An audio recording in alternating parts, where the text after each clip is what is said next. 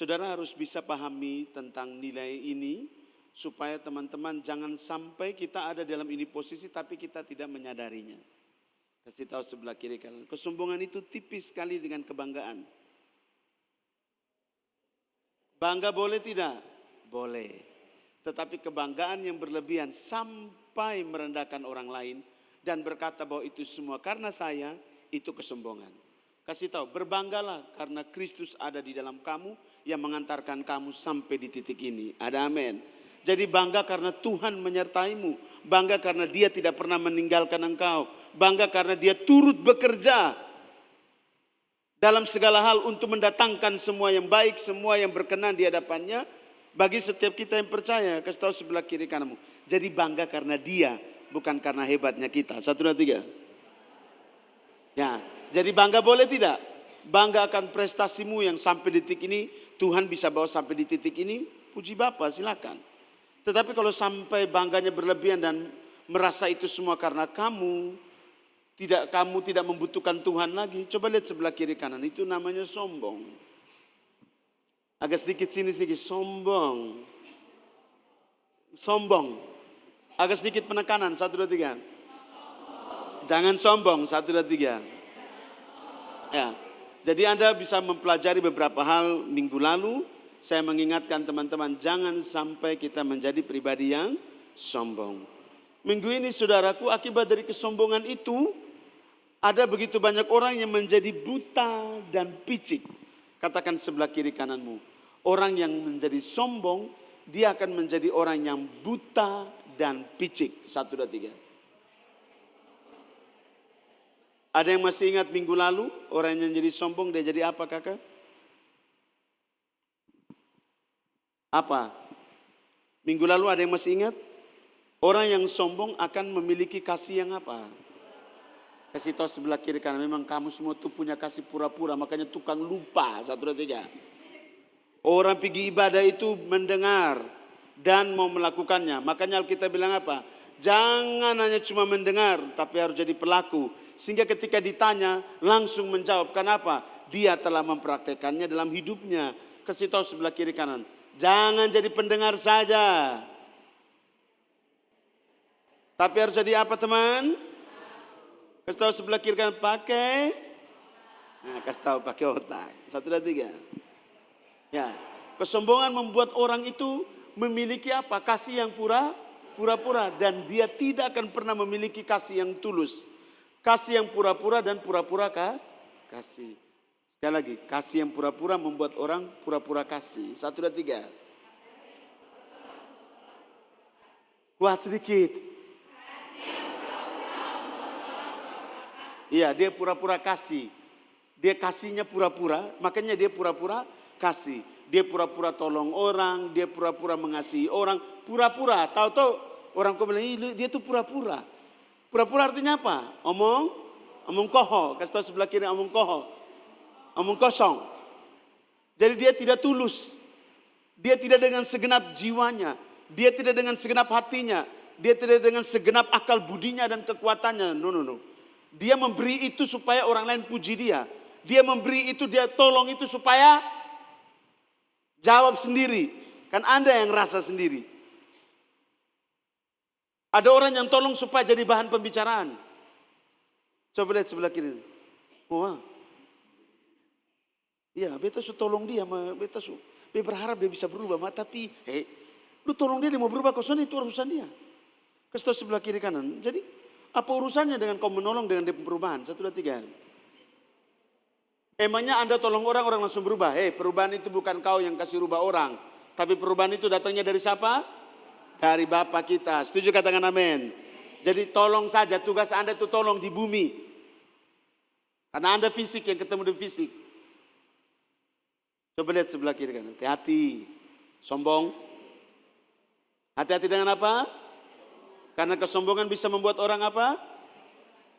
Memiliki kasih yang dan pura-pura kasih dia pun hidup di Tuhan. Tuhan ini aku, utuslah aku. Pada waktu Tuhan utus, dia mulai mengeluh. Pergi daerah pelayanan tidak ada air, tidak ada sinyal, listrik mati dari pagi sampai sampai pagi memang sudah ada listrik, memang listrik mati. Tidak ada listrik, tidak ada sinyal. Airnya itu katong naik gunung mungkin 3 kali turun gunung lembah. Jadi katong mau mandi pergi di lembah sana turun, katong naik kembali pergi di tempat pelayanan, sama saja katong belum mandi ulang, katong harus mandi ulang. Kasih tahu sebelah kiri kananmu, hati-hati. Kasih tahu hati-hati, jangan sombong. Jadi orang sombong bisa membuat orang memiliki apa? Kasih yang pura-pura. Dia pura-pura mengasihi, dia pura-pura cinta, ternyata sebenarnya dia tidak. Kan ada lagu bilang gini, kalau kau benar-benar sayang padaku, kalau kau benar-benar cinta, apa lagi? Kan ada pembuktian kalau kau benar-benar sayang. Ada pembuktian kalau kau benar-benar cinta. Pembuktian itu bukan ketika lu mengucapkan kata cinta dan sayang, sah. Tetapi ada dia punya pembuktian secara nyata yang bisa dinikmati oleh orang lain, yang bisa dirasakan. Hei, tulusnya orang itu orang bisa rasa loh. Dan tidak tulusnya orang dan pura-puranya orang bisa rasa. Paling rasa itu anggota dewan. Anda pasti selalu usah pakai kepekaan juga pasti Anda rasa. Pas butuh tuh dia datang, pokoknya pas pemilihan ini mau wali kota kok, gubernur kok, bupati kok, kamu lihat sudah sekarang hambur nih ngarisa. Datang orang nikah, orang mati semua dong hadir. Coba lihat sebelah kiri kanan. Memang kasih itu bisa. Coba setelah mereka naik, pas mati dia ada nongol di situ. Katong telepon bilang, ih masih sibuk ini. Ada yang ditelepon saja masih, ini mama ada calon wali kota ini, ada sibuk. Baru calon ini. Harusnya kan waktu orang telepon itu dia bilang gini, siap adik, saya dukung adik. Nah itu katong pilih lu besok. Coba lihat sebelah kiri kan, jangan sampai kita sombong ya. Amin. Nah, hari ini orang yang sombong itu menjadi buta dan picik.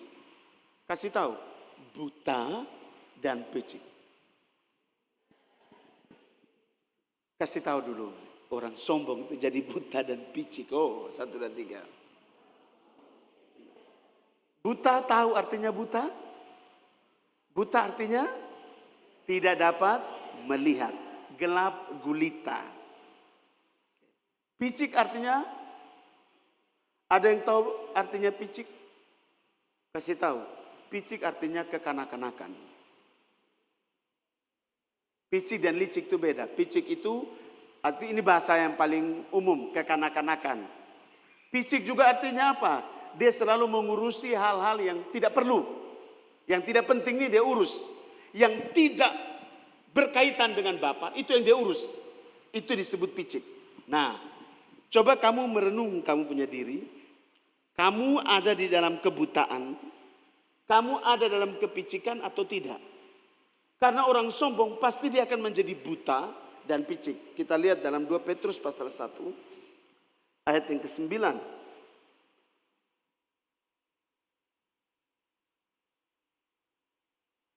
2, 3. Tetapi barang siapa tidak memiliki semuanya itu, nanti kita jelaskan satu-satu lagi, ia menjadi buta dan picik karena ia lupa bahwa dosa-dosanya.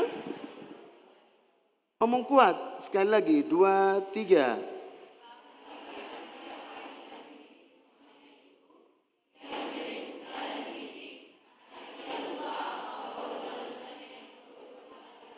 Saya baca dari terjemahan bahasa Indonesia masa kini. Dia bilang begini, tetapi orang yang tidak mempunyai sifat-sifat itu, pandangannya menjadi picik. Ia tidak bisa lagi melihat dan ia lupa bahwa dia pun dosa-dosanya yang lampau sudah dibersihkan. Ada lagi terjemahannya yang lama. Karena orang yang tiada padanya segala perkara itu, ia bermata kabur. Ini kabur, ini masih agak mendingan kabur. Kalau yang terjemahan baru yang kamu punya Alkitab itu selalu bacanya buta. Berarti tidak benar-benar melihat. Dan terlupa, dia bilang begini, tampak hanya benda yang dekat saja. Dan terlupa ia akan kesucian daripada dosanya yang lama itu. Dia telah lupa. Saudara yang dikasih, dengar ini baik-baik. Orang sombong menjadi buta dan picik. Kenapa dia menjadi buta dan picik? Dia lupa, ini sederhana sekali. Dia lupa bahwa dia punya dosa telah diampuni. Katakan sebelah kiri kanan. Orang menjadi buta dan picik karena dia lupa dosanya telah diampuni. 1, 2, 3. Telah dihapuskan. Diampuni dan dihapuskan. 1, 2, 3. Dia telah lupa apa? Dia lupa karena apa? Dosanya telah. Oke, saya bawa teman-teman dulu punya pola pikir. Buta, picik, karena dia lupa. Sekarang pertanyaan saya, orang bisa lupa karena buta, atau orang bisa lupa karena apa? Coba saya tanya.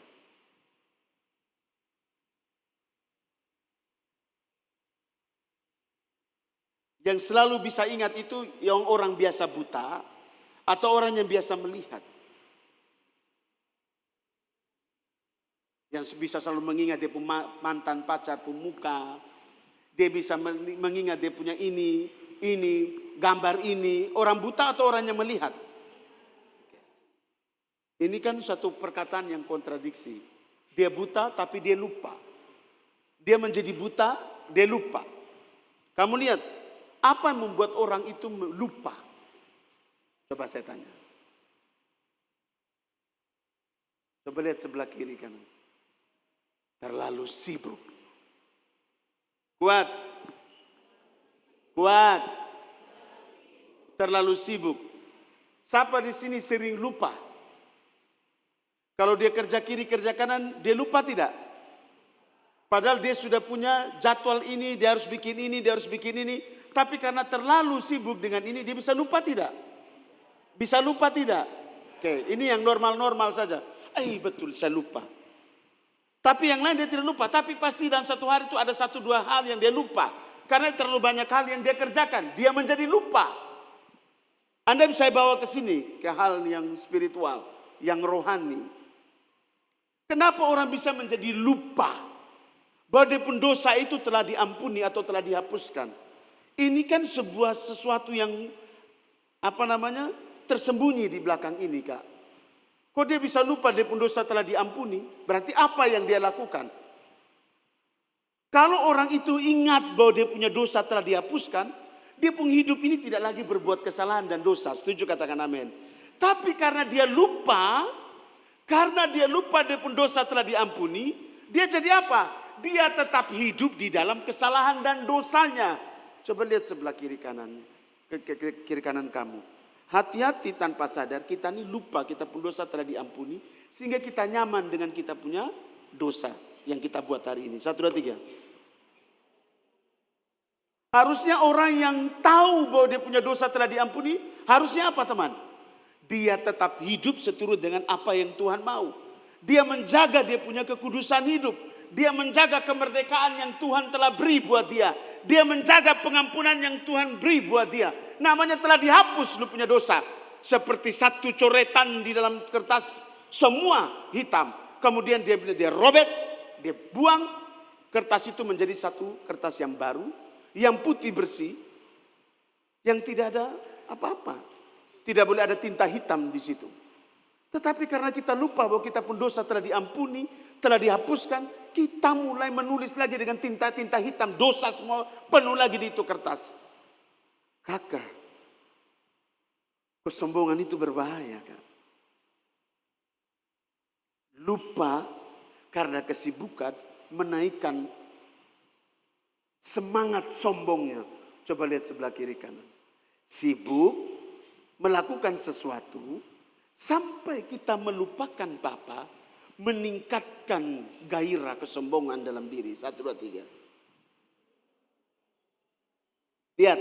Sibuk sampai melupakan dia yang telah berjuang berkorban di Golgota, sampai lupa itu.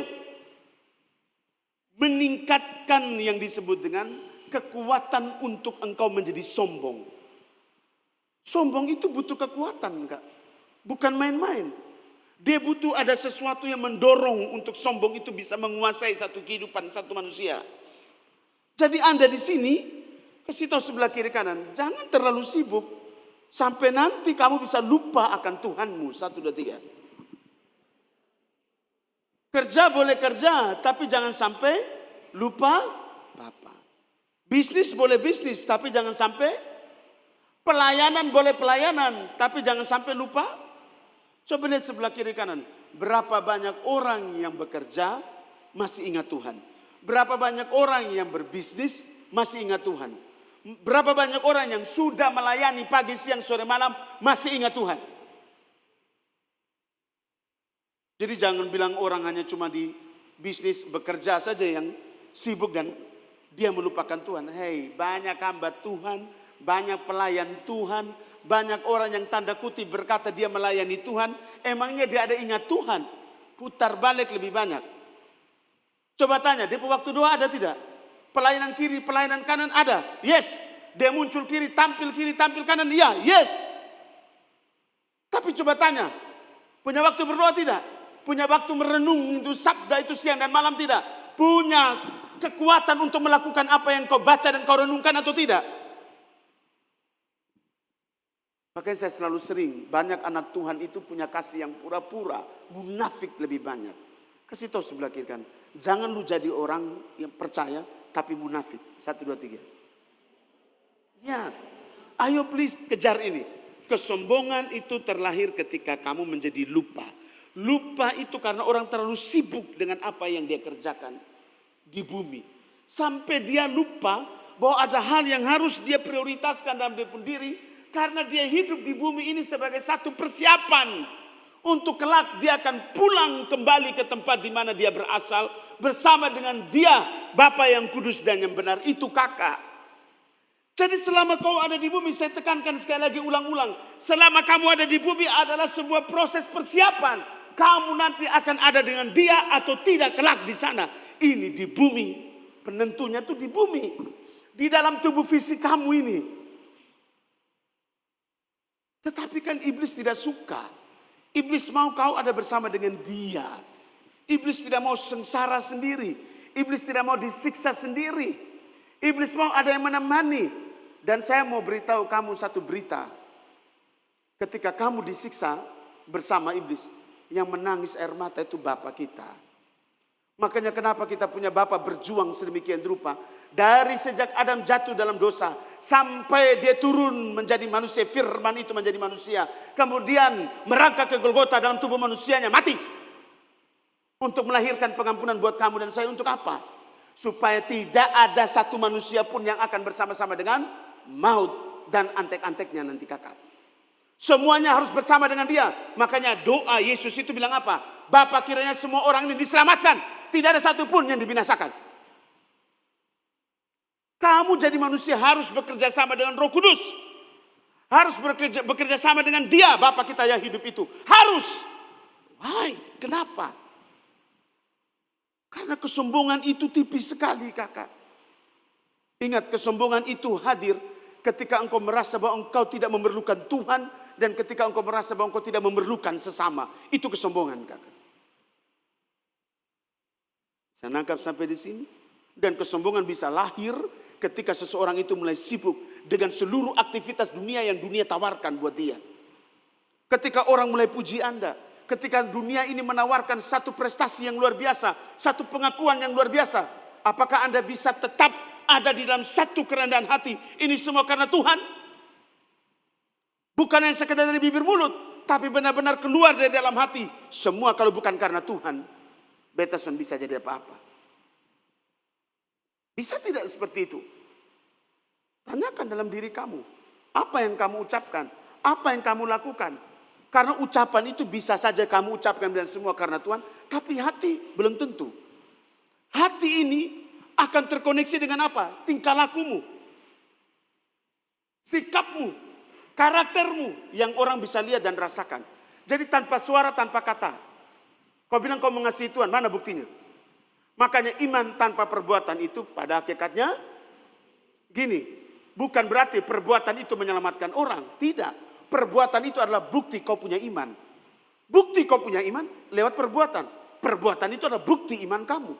Bukti kamu percaya sama dia Bapa kita, juru selamat kita apa? Perbuatanmu. Perbuatanmu itu membuktikan iman kamu. Bukan perbuatan itu menyelamatkan kamu, tidak.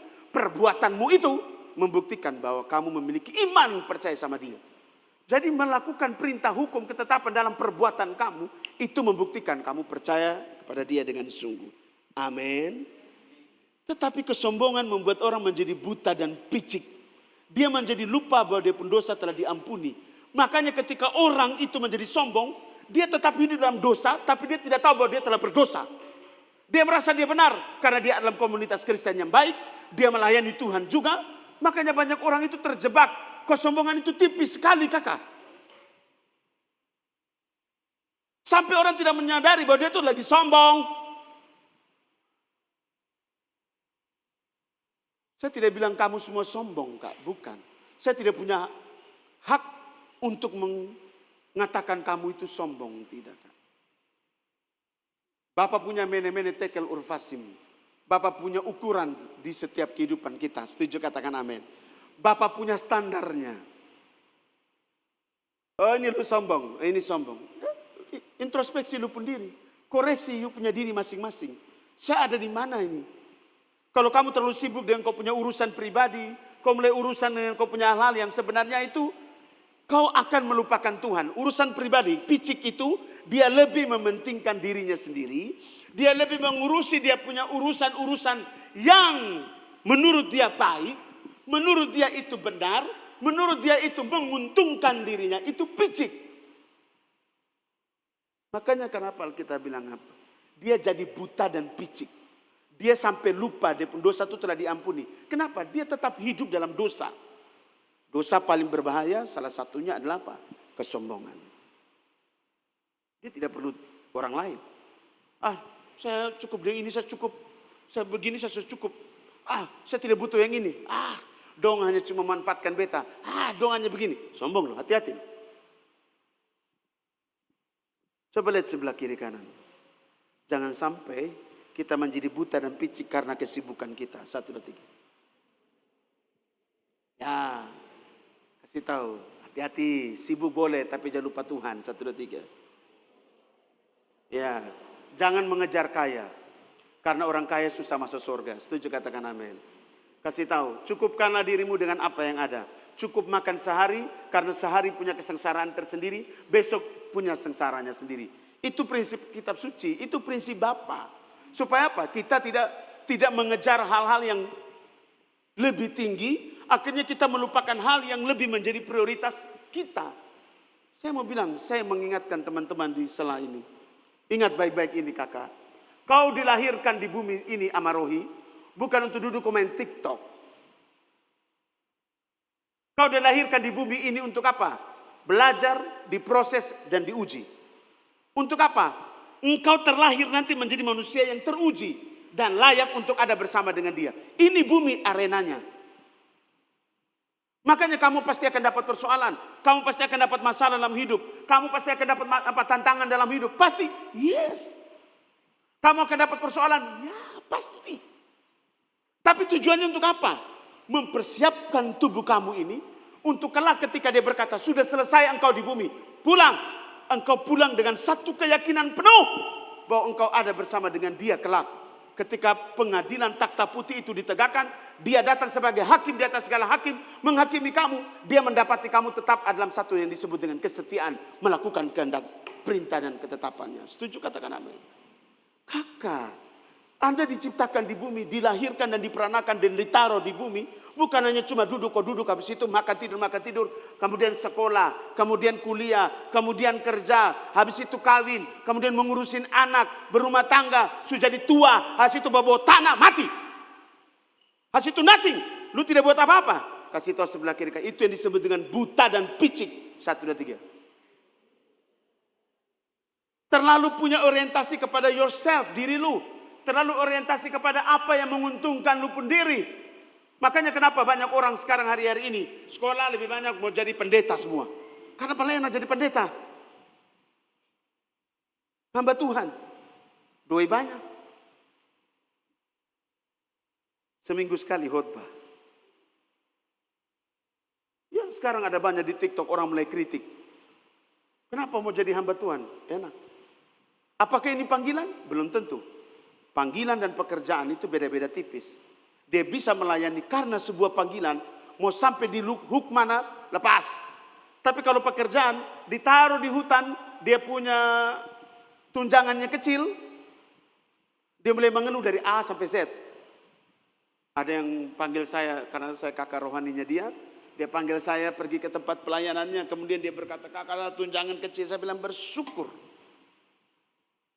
Jadi saya mau kasih kakak, tidak usah kasih, yang penting saya lekop muka ini. Panggilan tuh, lu yang mau memberi diri buat Tuhan. Dan akhirnya jadi hamba Tuhan, jadi pendeta sekarang. Nikmati prosesnya. Kasih tahu, kau hidup di bumi ini untuk diproses, bukan duduk tengah-tengah. 1, 2, 3. Bukan hanya urus diri, cari kutu. Bukan urus diri sendiri, pi cerita orang penama. Bukan urus diri sendiri, habiskan lu punya waktu dengan segala macam hal yang pribadimu. Saya ini omong terus menerus, saya tidak tahu. Tapi Tuhan terus desak saya ngomong hal ini supaya kamu bisa terselamatkan. Karena terlalu banyak orang di sini selalu mementingkan diri sendiri. Dia ketong omong tapi dia tidak ngerti. Dan selalu pakai dia punya pemikiran sendiri. Itu yang disebut dengan buta dan picik. Dia terus hidup dalam kesombongan, tapi dia tidak menyadari bahwa itu lagi sombong. Dan dia membangun dia punya pemikiran sendiri. Dia membangun dia punya prinsip sendiri. Itu yang disebut dengan tembok kebutaan dan kepicikan. Ingat, picik itu adalah orang yang selalu kekana-kana. Orang tidak perhatikan mulai baiu. Orang omong kasar sedikit, tersinggung. Coba lihat sebelah kiri kanan. Picik. Kuat. Iya, siapa di sini? Orang Sunda Togor tersinggung. Orang Togor tersinggung juga. Coba angkat tangan yang suka tersinggung. Coba angkat tangan. Hendro. Picik. Siapa yang bilang Hendro? Yang bilang Hendro itu yang lebih picik. Ya, karena orang yang picik itu suka menuduh orang lain. Dan dia menyembunyikan dia pun diri. Coba lihat sebelah kiri kan. Buta dan picik. Kamu lihat anak-anak toh? Kekanak-kanakan toh? Coba lihat M dengan Kensi. Buang Kimi punya laptop di kolam ikan. Buang semua Astuti punya segala berkas perkara LBH, semua buang di dalam kolam. Kemudian saya bilang gini, siapa yang suruh? M bilang Kensi. Saya bilang, Kensi siapa yang suruh? M. Itu kekanak-kanakan, saling menuduh, saling memberitahu, kasih tahu, itu yang disebut dengan buta dan picik. Jadi jangan pernah kasih tahu di orang merasa diri benar kemudian menyalahkan orang lain. Kasih tahu sebelah kiri kanan, hati-hati, itu buta dan picik. Kesombongan bisa buat orang apa, kakak? Semua itu karena apa sih? Kasih tahu, sibuk ini bahaya. Nah, 1, 2, 3. Sibuk itu bahaya. Ada yang benar-benar sibuk, ada yang bikin diri sibuk. Coba lihat sebelah kiri kanan, kau di mana? Benar-benar sibuk atau bikin diri sibuk? Sandi kecil, kau ini benar-benar sibuk atau sibuk dibuat-buat? Tidak punya waktu doa. Saya tanya kakaknya Mercy, kenapa Sandi tidak datang? Mercy bilang sibuk sekali kakak. Sibuk, benar-benar sibuk atau sibuk yang dibuat-buat? Coba lihat sebelah kiri kanan. Kalau kau benar-benar sibuk, mari belajar untuk mengatur, memanage waktu. Punya waktu pribadi dengan Bapa itu 1 jam dalam 24 jam. Karena dia minta, tidakkah engkau bisa bersama-sama dengan aku 1 jam saja? Artinya dalam kehidupan kita dia minta punya waktu. Kita punya waktu dan dia. Setuju, katakan amin. Lebih baik. Tapi kalau kau buat-buat, kau punya diri seperti orang sibuk, kau sebelah kiri kan, lu bertobat ini malam, 1, 2, 3. Sok sibuk sekali. Kalau lu tidak ada bikin apa-apa di rumah, berdoalah siang dan malam. Berdoalah siang dan malam. Jadi apalagi orang yang belum ada kerja, dia melayani saja. Oh, justru yang melayani saja ini, dia pun hidup ini harus di kaki Tuhan setiap hari. Bukan tidak ada kerja, dia mulai nongkrong di bengkel. Tidak ada kerja, dia mulai pergi di kebun. Dia mulai beromong, dia mulai duduk di deker. Dia mulai duduk di gang. Dia mulai pergi di sini, pergi di sana. Coba lihat sebelah kiri kan, itu lu menyibukkan lu pun diri. 1, 2, 3. Iya. Kalau orang yang benar-benar sibuk, ini dia sibuk. Dia jalan survei sampai Amarasi Pumpi lagi itu, tembus nanti di Malaka sana. Nanti katanya lihat story sah. Baik kalau di sepanjang perjalanan itu dia bahasa roh misalnya. Atau dalam sepanjang perjalanan itu dia Mazmur 91 misalnya. Mana ada sepanjang jalan pasti dia foto-foto, dia omong-omong, dia makan-makan, terakhir tidur. Coba lihat sebelah kiri kananmu, itu namanya lu menyibukkan lu pun diri. Tidak ada kerja, tiba-tiba dia mulai ajak satu. Kita pergi kok, di mana? Pergi di Fatu Brown. Duduk kiri, duduk kanan, pi foto kiri. Belum kok jatuh dari ujung itu. Duduk bagaya sampai di sini. Saya pikir-pikir orang ini tidak takut jatuh kak? Duduk, jalan, kita bilang ayo doa. Siapa yang punya tugas doa ini? Mabes ini misalnya. Oh minta maaf kakak kami tidak bisa karena kami ada kegiatan. Kami akan pulangnya agak malam. Dia sudah tahu katong itu pulang malam. Jadi saya tunggu di depan situ. Kemudian mereka mulai datang satu persatu dan sengaja naik lantai 2 untuk pi ruang doa. Itu kan kasih yang pura-pura dan pura-pura mengasihi Tuhan. Tapi ternyata mereka lagi menyibukkan diri mereka dengan hal-hal yang tidak benar. Itu disebut dengan picik. Ada ibadah hari Sabtu tapi lu punya kegiatan lebih penting, lu kepentingan keluarga. Ada yang bilang begini, ini orang suruh bantu katong pun nikah ini, jadi katong harus tanam kaki juga. Siapa yang suruh dia tuh bantu lu? Coba lihat sebelah kiri kan. Usahakan kamu yang belum nikah ini, jangan utang budi dan siapapun. 1, 2, 3. Ngomong kuat. Bila perlu urus sendiri-sendiri. Jangan utang budi deh ini, utang budi deh ini, utang budi deh ini. Nanti besok-besok ini ada acara kasih undangan ini lusus perasaan. Coba lihat sebelah kiri pakai otak makanya. Mungkin kamu merasa bahwa saya begitu ekstrim. Tetapi kadang-kadang iblis memakai itu supaya kau tidak punya waktu dengan Bapa kita. Itu kamu harus mengerti itu dulu. Karena kita ini anaknya Bapa. Kita milik kepunyaannya dia. Kita orang pilihannya Bapa. Jadi kalau kita merasa bahwa saya punya Bapa sudah panggil saya harus pergi. Habis di waktu yang sama Bapa yang di sorga juga panggil. Kau pilih yang mana? Bapa yang di sorga lagi tunggu lu di ruang doa. Tapi Bapa yang di sana juga ada tunggu lu menanti kedatangannya lu. Mana yang lu prioritaskan? Dalam realita yang di sana. Yang lagi menunggu. Kau hanya bilang Bapak engkau mengerti. Saya harus selesaikan yang di situ dulu. Itu menyakiti hati Bapak kita. Itu yang disebut dengan mendukakan Roh Kudus.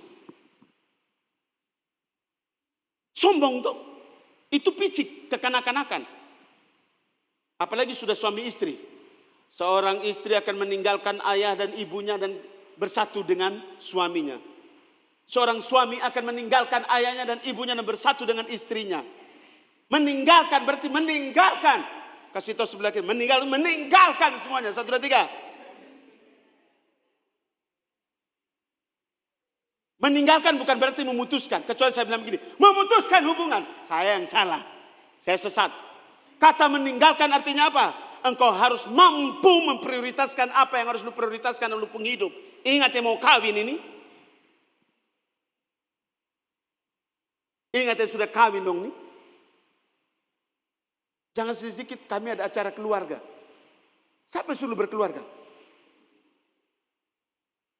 Kalau lu tahu bahwa Tuhan itu prioritasnya utama, maka lu harus tahu membagi waktumu dengan penciptamu. Jam-jam ibadah lu sonde datang, lu urus keluarga. Jam-jam ibadah lu sonde datang, lu urus keluarga. Nanti keluarga yang bawa lu ke masuk surga. Bukan Tuhan lain. Bayu di mana Bayu? Urus keluarga. Senurus doa. Kakak beta Frey ini hari. Wih, ada orang doa Frey. Ketemu Tuhan beta libur ini hari untuk tidak ketemu Tuhan. Coba lihat sebelah kiri kanan, lu mati besok. Coba lihat sebelah kiri kanan, kasih tahu. Mau mati saya hidup begitu terus, 1, 2, 3. Jangan jadi buta dan amin. Terlalu sibuk, kasih tahu. Terlalu sibuk juga tidak baik, 1, 2, 3.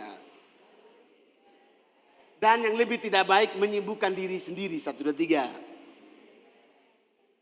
Jadi kalau tidak ada kerja bikin apa? Berdoa sampai Tuhan datang. Kasih tahu, berdoa terus. Kau menyanyi, berdoa terus sampai Tuhan datang. Berdoa terus sampai Tuhan datang. Berdoa, berdoa, berdoa, haleluya. Berdoa terus sampai Tuhan datang. Kalau orang menyanyi dulu, bersaksi terus sampai, lu bersaksi apa? Berdoa dulu baru bersaksi. Kita cinta balik, jangan bikin yang tobola balik. Orang mau bersaksi, penginjilan, bikin KPI di sini, bikin KKR di sana. Lu pun jam doa, nol. Mau KKR baru lu pergumulan, putar balik. Pergumulan 1 minggu. Setelah 1 minggu KKR habis, lu kena serangan semua. Coba lihat sebelah kiri kanan. Itu model kayak ini Frankie dan tim. Mau pergi pelayanan doa. Setelah pelayanan tidak ada doa. Coba lihat sebelah kiri kanan. Jangan kasih sibuk lu pendiri. 1, 2, 3. Karena sibuk membuat orang menjadi apa? Ya. Sibuk pelayanan juga baik.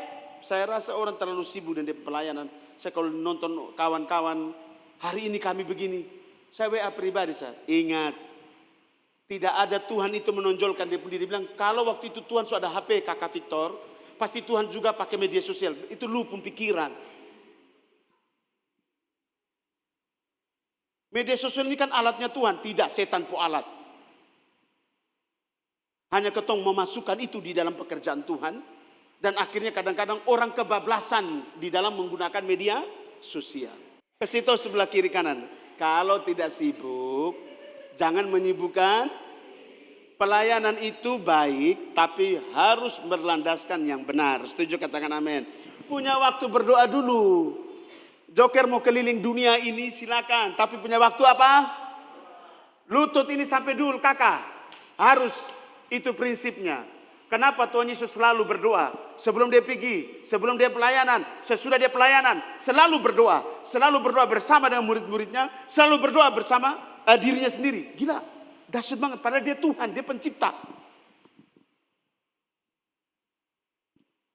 Jangan jadi buta, jangan jadi picik, karena kesibukanmu. 1, 2, 3.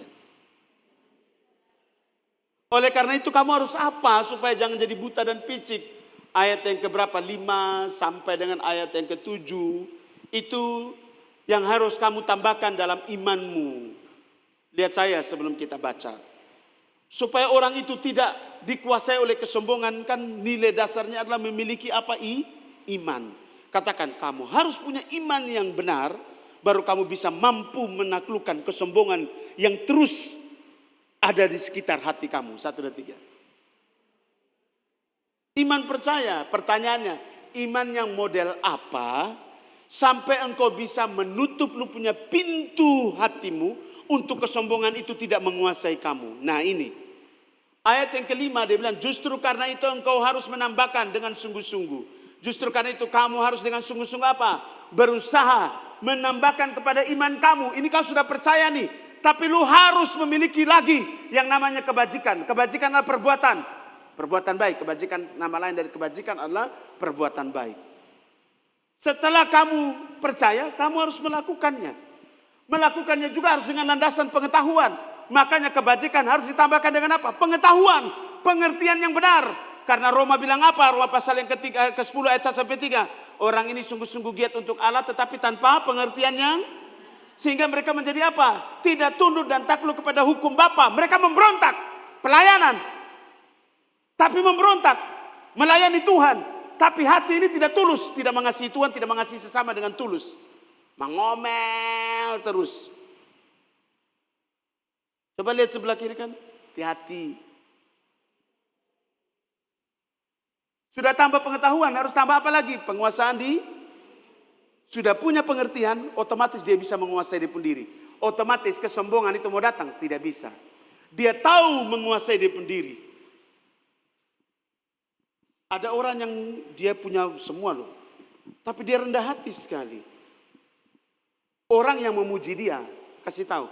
Jangan lu puji lu sendiri. 1, 2, 3. Usahakan orang yang puji lu, bukan lu yang puji diri. Lu sudah orang sudah puji-puji. Betan. Ini semua ini betan. Lu tahu kau sendiri. Beta ini. Beta. Beta yang pikirin joker pisana. Beta nih. Beta sudah orang yang tanya. Coba lihat sebelah kiri kanan. Jadi kalau tidak ada orang yang puji, jangan puji diri ya. 1, 2, 3.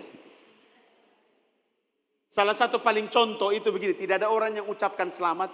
Lu bikin ucapan selamat dulu pun diri. Happy birthday for me. Coba lihat sebelah kiri kanan. Bertobat. 1, 2, 3. Kalau memang tidak ada orang yang ucapkan lu selamat ulang tahun, sudahlah. Hanya Tuhan dan lu yang tahu. Cukup sudah. Jangan supaya satu dunia ini tahu baru ulang tahun lu bikin happy birthday for me. Baru bikin pakai kompor itu. Api kompor baru happy birthday for, aduh. Kasih tahu sebelah kiri kanan. Bertobat. Omong kuat. Kamu nih. Kasih tahu, kuasailah dirimu supaya kesombongan tidak menguasaimu. 1, 2, 3. Ya, supaya bisa menguasai diri harus punya Supaya punya pengertian kamu harus apa? Belajar. Kasih tahu, belajar, melakukan. Baru punya pengetahuan atau pengertian. 1, 2, 3. Ya, orang yang bisa menguasai diri sendiri, dia bisa tekun. Orang kalau sudah tekun, otomatis saleh. Makanya pengkhotbah bilang apa? Jangan terlalu saleh. Karena yang dimaksudkan oleh pengkhotbah yang jangan terlalu saleh, itu saleh yang dibuat-buat. Kamu tahu toh? Baru dilantik jadi majelis. Dia pegang Alkitab ini besar kabok mai baru jalan. Salam anak. Dia dulu tidak pernah pergi gereja, karena jadi majelis jadi pergi gereja. Kemudian dia lihatin anak-anak, bertobat semua kamu ya. Ingat Bapak punya pesanan sampai di rumah ya, Sopi. Kamu pergi gereja sedikit dulu, Bapak sudah jadi majelis, baru kamu tidak pernah pergi gereja lagi. Bikin malu Bapak saja. Padahal ada hancur juga. Makanya Alkitab bilang jangan terlalu saleh. Itu pengkhotbah bilang, seharusnya saleh itu harus lewat proses. Bukan saleh yang dibuat-buat. Yang disebut dengan pengkhotbah bilang jangan terlalu saleh, itu kesalehan yang dibuat-buat. Kelihatan saleh sedikit sekali. Mau minum, berdoa dulu. Mau makan, berdoa dulu. Mau bicara dengan tamu, berdoa dulu. Mau terima tamu, tanya Tuhan, ini bisa diterima atau sonde. Kan saya pernah cerita sama kamu. Waktu tahun berapa itu, terjadi bilang tahun 2000 berapa, 3 atau 2004 itu, bilang Tuhan Yesus mau datang tahun 2003, kalau tidak salah. Dan itu Tuhan datang itu nanti di Pariti. Iya. Jadi ada sekelompok orang di Pariti ini kakak jual dia punya tanah, jual dia punya rumah, pasang neon di Pontuak. Kalau orang tanya kenapa lu pasang neon di Pontuak? Karena nanti Tuhan Yesus ini kurang terang, jadi kita kasih menyala lampu tambah. Wih gila. Dia punya pendeta ini kan saya punya senior. Kita pergi kunjungi kemudian dia bilang begini. Saya tidak bisa terima, ini di depan pintu, dia omong dari dalam. Saya belum tanya Tuhan. Apakah Anda layak untuk saya terima atau tidak? Saya tanya Tuhan dulu. Pada yang datang ini dia pun ketua sinodenya, dia ketong kawan-kawan kependetaannya sama-sama. Astaga, tanya Tuhan lagi untuk terima tamu. Adakah di sini yang mau terima tamu tanya Tuhan? Atau kata mau lakukan perkunjungan, ibadah perkunjungan, family gathering, masih tanya Tuhan dulu? Coba lihat sebelah kiri kanan. Hati-hati. Kesalehan itu jangan terlalu. Saleh itu harus lewat sebuah proses. Dia pasti saleh, baru bisa mengasihi sesama, baru bisa mengasihi semua orang. Lihat saya. Tambahkan iman kamu. Kata Alkitab, berusahalah dengan itu perjuangan. Itu prosesmu. Dia akan menyertai kamu kalau kamu mau. Setuju katakan amin. Kesombongan akan terus merongrong kamu, percaya saya. Apalagi kamu yang bekerja dengan prestasi kiri kanan. Apalagi kamu sudah mencapai puncak pendidikan yang bagus. Apalagi kamu sudah mencapai bisnis yang luar biasa diberkati oleh Tuhan. Akan ada satu nilai kesombongan yang akan muncul dalam hidup diri. Pasti ada, pasti. Orang terima raport ranking 1 saja sombong. Betul kosonde. Dia merasa bahwa dia paling pintar. Dia merasa paling baik. Dia merasa paling hebat. Apalagi di kepala sekolah puji-puji dia di depan kelas. Oh!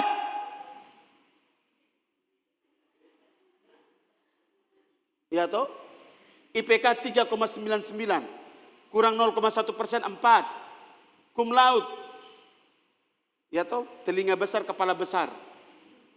Semua. Belum tentu lu keluar hukum lauju, keluar langsung dapat kerja. Belum tentu, bisa saja lu jual ikan. Coba lihat sebelah kiri kanan. Kesombongan itu sedikit saja dekat sekali dengan lubuk hati. 1, 2, 3. Iya. Ada orang yang baru dapat 1 juta, dia pun sombong, ini luar biasa. Baru 1 juta ini. Kafi mau makan apa? Bisa, pesan sah. Jangan terlalu sombong, bahaya. Saya hanya pesan kue putu saja. Ada orang yang baru terima 100 juta, sombongnya minta ampun. Dia pamer dia pun 100 juta dengan foto 100 juta di hasil apa nih? Kerja keras tidak mengkhianati hasil. Uci. Kasih coba sebelah kiri kanan, itu antara kebanggaan dan kesombongan. 1, 2, 3. Dan lebih banyak itu kesombongan. 1, 2, 3. Lebih banyak kesombongan. 1, 2, 3. Kalau orang sudah kesenai di status, artinya butuh pengakuan. Makanya kadang-kadang tidak ada kerja, dia mulai lihat siapa yang sudah dia. Dia mulai scroll, klik begitu lihat. Siapa yang sudah lihat nih? Wih, 100. Wih. Coba lihat sebelah kiri kanan, kecuali promosi Honda. Iya toh? Kecuali promosi ubi goreng. Kecuali promosi burjo, bubur. Kecuali promosi Anda punya percetakan, Anda punya segala macam hal yang teteh bengek. Tapi kalau ada uang di situ, kemudian kamu bilang gini, memang betul-betul proses itu tidak mengkhianati hasil. Nanti kita ini, sombong. Saudara, hati-hati dengan kesombongan. Bahaya sekali. Salah satu dosa yang paling menyakiti hati Bapa itu sombong, Kak. Karena saya sudah bilang sama kamu beberapa waktu, sombongan itu merusak hubungan manusia dengan Bapanya. Merusak hubungan manusia dengan sesamanya. Makanya Bapa paling tidak suka orang sombong. Jangan kamu hidup dalam kesombongan. Mungkin kau merasa saya tidak sombong, itu sombong. Semakin lu merasa tidak sombong, itu lu sombong. Jadi ke mana? Ya biasa saja. Makanya jangan membangun lu pemikiran bahwa lu tidak sombong. Beta ini sombong ah. Aman sah. Itu lu lagi sombong ini. Biarlah orang lain yang menilai. Selumbar di mata kamu itu apa? Balok yang di mata kamu itu kamu tidak tahu. Tapi selumbar di mata orang lu tahu. Tapi ada sesuatu yang terganjal di lubung hidup itu lu akan tahu. Orang lainnya akan jadi cermin buat kamu dan saya. Jadi kadang-kadang orang tidak tahu bahwa itu dia jadi cermin. Supaya lu tuh tahu diri bahwa lu tuh nothing, tidak ada apa-apa. Ada amin. Kasih tahu sebelah kiri kanan. Hati-hati. Kuatkan imanmu. Tambahkan imanmu dengan semua ini. Supaya lu tidak jadi buta dan picik. Ngomong kuat. Ikuti saya. Tambahkan iman saya dengan kebajikan. 1, 2, 3.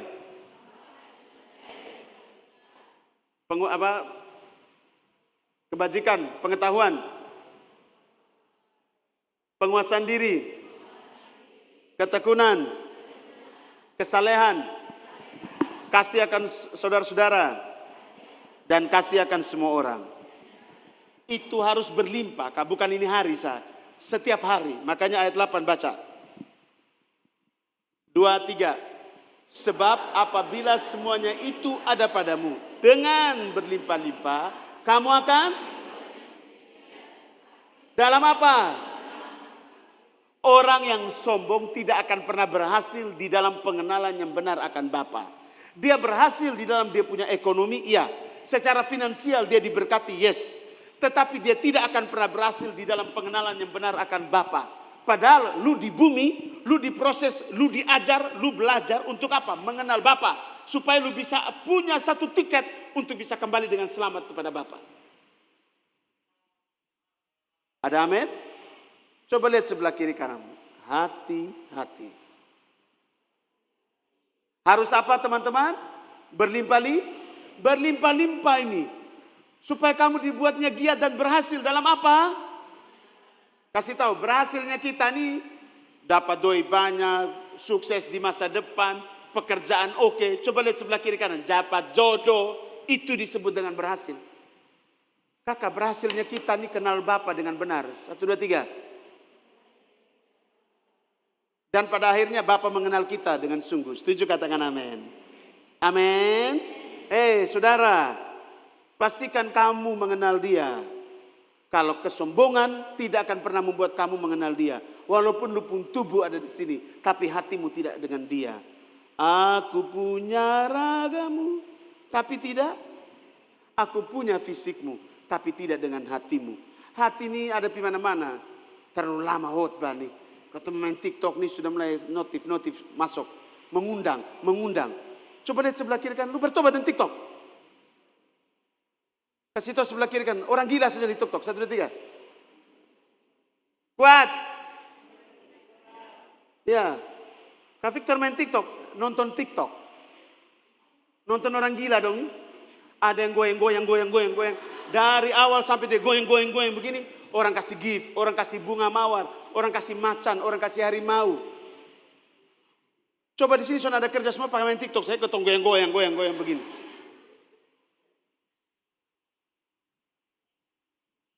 Kasih tahu sebelah kiri kananmu, ya, hati-hati. Sekali lagi katakan, hati-hati. Kesombongan tidak akan pernah membuat kita mengenal Bapa dengan benar. Katakan sebelah kiri kanan. Kesombongan tidak akan pernah membuat kita berhasil mengenal Bapa. 1, 2, 3. Ya, malahan menjadikan kita menjadi buta dan picik. Kita tetap hidup dalam dosa, tetapi kita tidak menyadari. Kita nyaman dan kita pun kehidupan di dalam dosa, tapi kita tidak sadari.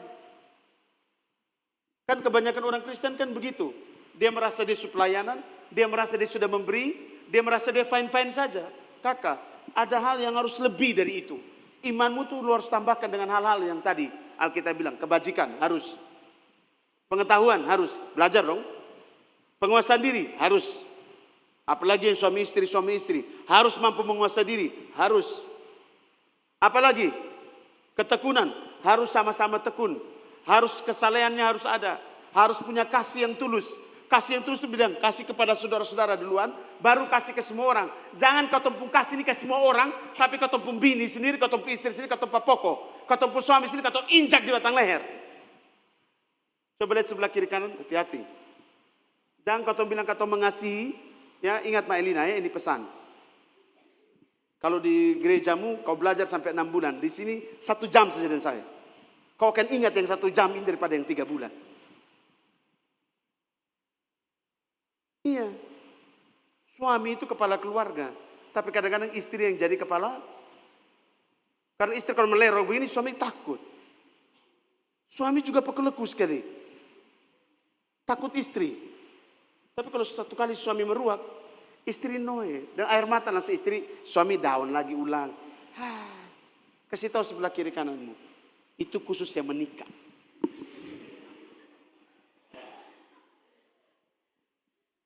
Ya, karena kesombongan membuat kita merasa diri lebih dari orang lain. Lebih dari istri, lebih dari suami, bahaya.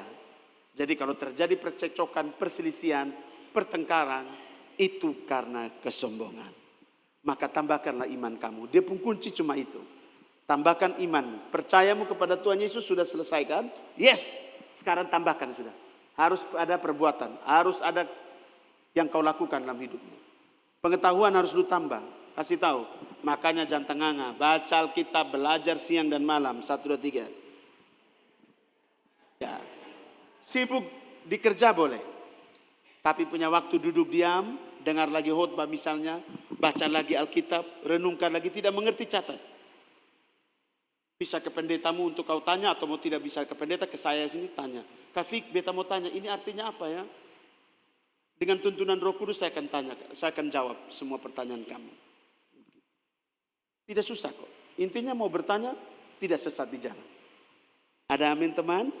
Kasih tahu sebelah kiri kananmu. Tambahkan imanmu, kau akan dibuat menjadi giat dan berhasil dalam pengenalan yang benar akan Bapa. 1, 2, 3. Tapi kalau kau tidak tambah imanmu, kau akan menjadi apa? Buta dan picik. Dan kesombongan menguasai hidupmu. Dan lu tidak akan pernah bisa mengenal Bapa dengan benar. Mari tundukkan kepala.